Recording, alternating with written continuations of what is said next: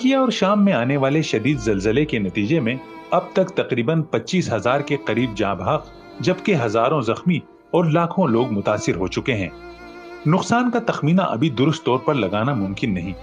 ऐसे में लोगों को रेस्क्यू करने का अमल भी जारी है और दुनिया भर से इमदादी टीमें मुतासिरा मकामात पर पहुंच रही हैं ताकि जल्द अज जल्द लोगों को मलबे से निकाला जा सके।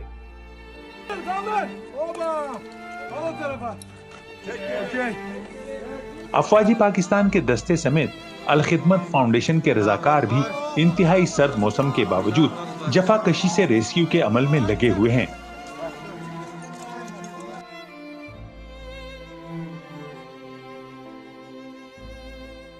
कई मुकामात पर लोगों को रेस्क्यू का अमल सुस्त रवि का शिकार नजर आता है, मगर ये एक सब्र आजमा और वक्त तलब ऑपरेशन है। रजाकार सबसे पहले मलबे तले जिंदा और बेहोश अफराद की तलाश की कोशिश करते हैं।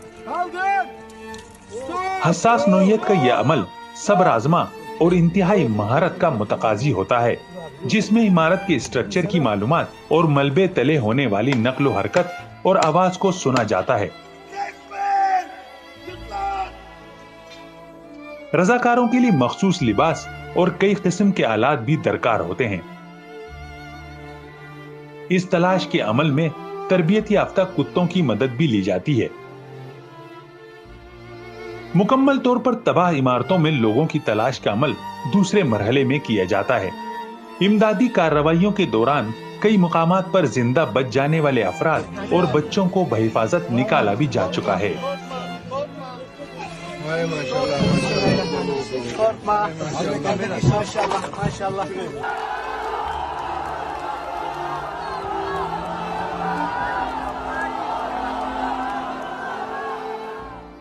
इस तमाम अमल में जदीद आलात, माहिर और तरबियत याफ्ता अमले समेत खतीर रकम दरकार होती है।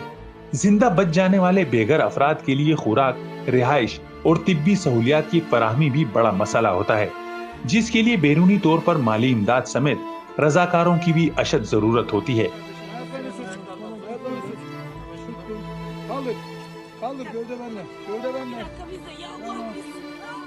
ज़लज़ले के बाद तुर्क सदर रजब तैयब एर्दोगान ने इमदादी कामों के लिए $5 अरब मख्तस करने का ऐलान करते हुए इसे कौमी सानिया करार दिया है।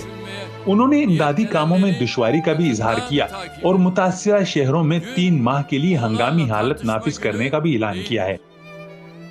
तुर्की और शाम में आने वाले ज़लज़ले के नतीजे में 10 तुर्क और 5 से जायद शामी शहरों में होने वाली तबाही और खराब मौसम के बाइस इमदादी कार्रवाइयों में काफी वक्त लग सकता है, जिसके लिए बड़े पैमाने पर फौरी माली इमदाद और रजाकारों की अशद जरूरत है।